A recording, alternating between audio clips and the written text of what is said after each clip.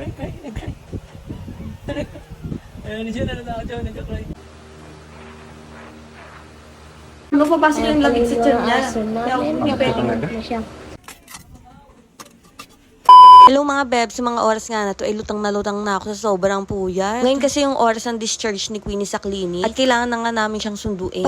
Pagka-uwi nga niya, pinakita namin agad sa kanya yung dalawa niyang papi. Inamoy-amoy niya nga muna nung umiyak nga yung papi, nagulat si Queenie. Napa-atras pa nga sa gulat niya. Normal lang naman daw talaga na ganyan yung mga reaction ng mga mami dog na nasi CS. Kasi hindi naman daw nila nakita nung nilabas yan sa kanila. Nung nilapag nga muna ni Tantan yung isang baby ni Queenie. Aba, napakalikot. Alam niyo ba mga Mar, sa kanya talaga ako nakapokus compare sa isang baby ni Queenie. Wala namang favoritism ha, medyo naawa lang talaga ako sa kalagayan niya. Mukhang yung mga antibiotic na ininom ni Queenie before na nagbubuntis siya ay nasalo niya lahat. Pero sabi naman ng vet, possible pa naman daw makorek yan. Alam niyo, isa pa nga sa mga napansin ko itong mga paa niya. Bukod nga sa sakang na nga siya, yung mga paa pa niya parang mga crab. Hindi na form ng maigi yung po niya. Nakakatuwa tignan kasi kakaiba yung itsura niya, pero sa totoo lang nakakaawa talaga. Kaya gusto ko sana siyang bigyan ng atensyon hanggang sa makakaya ko. Nung pinagtabi na nga namin yung dalawang papi, si Mami Queenie, panay dunga. Hindi muna nga namin kasi pinapatabi si Queenie kasi kung minsan, pag nalilingat kami, dinidilaan niya ng husto yung dalawang papi. Yung tipong parang nilublob na sila sa tubig sa sobrang basang-basa sila. Tapos inaalala ko din kung minsan baka madaganan ni Queenie o di kaya kagatin niya or di kaya kainin niya yung papi niya. Be, sobrang paranoid ko talaga.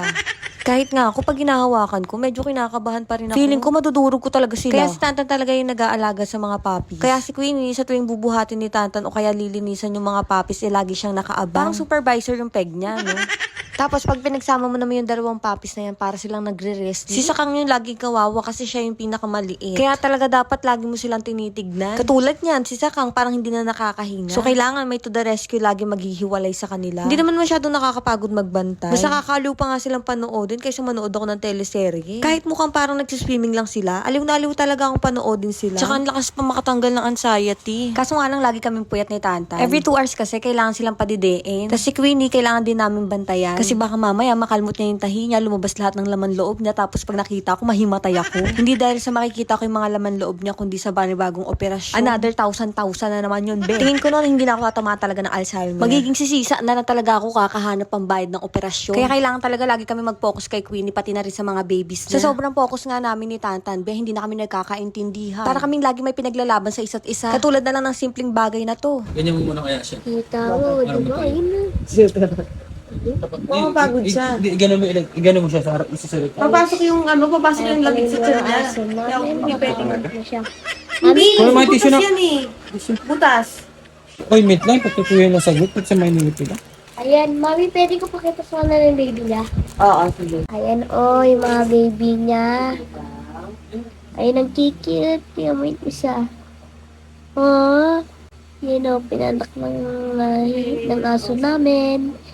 Ayun o, nakatingin sa camera. Sabi nila, hi. Di nyo kaya, kahit nagtatalo na kami ni Tatang for the vlog pa din yung anak ko. Alam nyo, sobrang sabog na talaga ako ng mga oras na yan. Paano ba naman, halos 50 hours na akong gising. Kaya yung mga pasuyo sa akin ni Tatang, dead ma lahat sa akin yan, be. Lakas kaya makapanghina ng puyat. Buti sana kung nagpuyat lang ako, tas walang ginawa. Eh, hindi naman. Pagod na nga galing sa trabaho, nabutasan pa ng bulsa dahil sa mga bayarin. Tas uutusan pa ako. Nakakaloka. Ay, ang daming complaints sa buhay. Ay, hindi naman ho. Sadyang puyat lang talaga ako. Ito na nga pala yung first time na papadedein namin yung mga papi sa mami nila. Napansin nga namin na si Sakang ay kahit anong tutok namin sa dede ni Queenie, hindi siya nadede. Kaya nga ang ginawa ko na lang is in-arrange ko na lang yung gatas sa kanya. Pinipilit ko talaga siyang padidein kasi kung hindi magugutom talaga siya. Habang pinapadede ko nga siya, lumalabas yung gatas sa ilong niya. Medyo kinabahan nga ako nung mga oras na yun, kaya nilapag ko na lang siya ulit sa higaan nila. Nung nilapag ko nga siya, lalong bumilis yung takbo ng puso ko. Tignan niyo naman yung paghinga nila. Kinuha ko nga muna yung isang papi, tas ayun yung pinadede ko. Tas maya-maya nga lang, pagsilip ko ulit kay Sakang, pinawian na siya ng buhay. Run free, my loves. Hindi ka man para sa amin ngayon, naalagaan na lang namin maigi ngayon yung kapatid mo. Habang binabalot nga ni Tantan si Sakang, may napansin nga daw siya. Nung pinakita niya nga sa akin ay may butas yung alang-alang niya. Kaya pala lumalabas yung gatas sa ilong niya kasi may cleft palate siya. Mukhang nagkaroon talaga ng mga reaction yung mga gamot na napainom namin kay Queenie na nagbubuntis siya. Lesson learned talaga, kailangan talaga paghandaan yung mga bagay-bagay. Nagkukay na nga lang sa bakating lote si Tantan para doon ilibing si Sakang. Wala naman kaming ibang pwedeng gawin kundi tanggapin na lang talaga yung katotohanan. Kaya ngayon, since may kapatid pa naman si Sakang, kailangan namin talaga siya pagtuunan ng pansin. Kailangan namin pag-aralan yung dapat namin pag-aralan para mapalaki namin ng healthy tong papi.